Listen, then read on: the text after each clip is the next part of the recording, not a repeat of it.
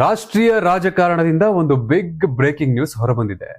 S, Congress ಹಿರಿಯ ನಾಯಕ ಹಾಗೂ ಎಐಸಿಸಿ ಅಧ್ಯಕ್ಷ ಮಲ್ಲಿಕಾರ್ಜುನ ಖರ್ಗೆ ಅವರಿಗೆ ಪಂಜಾಬ್ನ ನ್ಯಾಯಾಲಯ ಒಂದು ಜಾಮೀನು ಸಹಿತ ವಾರೆಂಟ್ ಜಾರಿ ಮಾಡಿದೆ ಎನ್ನುವ ಅಂಶ ಬೆಳಕಿಗೆ ಬಂದಿದೆ. ಹೌದು, ಕಳೆದ ಕರ್ನಾಟಕ ವಿಧಾನಸಭೆ ಚುನಾವಣೆ ಸಂದರ್ಭದಲ್ಲಿ ಅವರು ನೀಡಿದ್ದ ವಿವಾದಾತ್ಮಕ ಹೇಳಿಕೆಯೊಂದಕ್ಕೆ ಸಂಬಂಧಿಸಿದಂತೆ ಈ ಕಾನೂನು ಕ್ರಮ ಜರುಗಿಸಲಾಗಿದೆ ಎಂದು ಕೇಳಿ ಬರ್ತಿದೆ. ಹಾಗಾದ್ರೆ ಆ ಕೇಸ್ ಏನು, ಕೋರ್ಟ್ ಆದೇಶದಲ್ಲಿ ಏನಿದೆ, ಕಂಪ್ಲೀಟ್ ಡೀಟೇಲ್ಸ್ ಬಗ್ಗೆ ಈಗ ನೋಡೋಣ. ವಿಷಯ ಏನು ಅಂದ್ರೆ 2023ರ ಕರ್ನಾಟಕ ವಿಧಾನಸಭಾ ಚುನಾವಣೆ ಟೈಮ್ ನಲ್ಲಿ ಮಲ್ಲಿಕಾರ್ಜುನ ಖರ್ಗೆ ಅವರು ಒಂದು ಭಾಷಣ ಮಾಡಿದ್ರು. ಆ ಸಂದರ್ಭದಲ್ಲಿ ಬಜರಂಗ ದಳದ ಸಂಘಟನೆಯನ್ನ ನಿಷೇಧಿಸುವುದಾಗಿ ಹೇಳಿದಲ್ಲದೆ ಅದನ್ನ PFI ಸಂಘಟನೆಗೆ ಹೋಲಿಕೆ ಮಾಡಿದರು.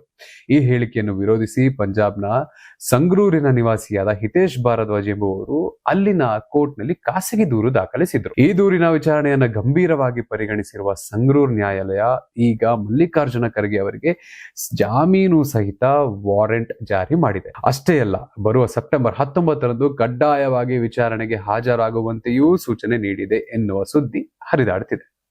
ಚುನಾವಣಾ ಭಾಷಣಗಳು ಹೇಗೆ ದೊಡ್ಡ ದೊಡ್ಡ ಲೀಗಲ್ ತೊಂದರೆ ತಂದುಕೊಡುತ್ತವೆ ಅನ್ನೋದಕ್ಕೆ ಇದು ಮತ್ತೊಂದು ಬೆಸ್ಟ್ ಎಕ್ಸಾಂಪಲ್ ಅಂತಾನೆ ಹೇಳ್ಬೋದು. ಒಂದು ಕಡೆ ರಾಜ್ಯ ರಾಜಕಾರಣ, ಮತ್ತೊಂದು ಕಡೆ ರಾಷ್ಟ್ರೀಯ ಮಟ್ಟದ ಜವಾಬ್ದಾರಿಗಳನ್ನು ಹೊತ್ತುಕೊಂಡಿರುವ AICC ಅಧ್ಯಕ್ಷ ಖರ್ಗೆ ಅವರಿಗೆ ಈ ಕೋರ್ಟ್ ವಾರೆಂಟ್ ಈಗ ರಾಜಕೀಯ ವಲಯದಲ್ಲಿ ಭಾರಿ ಚರ್ಚೆಗೆ ಗ್ರಾಸವಾಗ್ತಿದೆ. ಮುಂದಿನ ಸೆಪ್ಟೆಂಬರ್ 19ರ ವಿಚಾರಣೆ ವೇಳೆಗೆ ಖರ್ಗೆ ಅವರ ಪರ ವಕೀಲರು ಕೋರ್ಟ್ ನಲ್ಲಿ ಯಾವ ರೀತಿ ವಾದ ಮಂಡಿಸಲಿದ್ದಾರೆ ಹಾಗೂ ಕಾನೂನು ಹೋರಾಟ ಯಾವ ತಿರುವು ಪಡೆದುಕೊಳ್ಳಲಿದೆ ಅನ್ನೋದನ್ನ ಕಾದು ನೋಡಬೇಕು.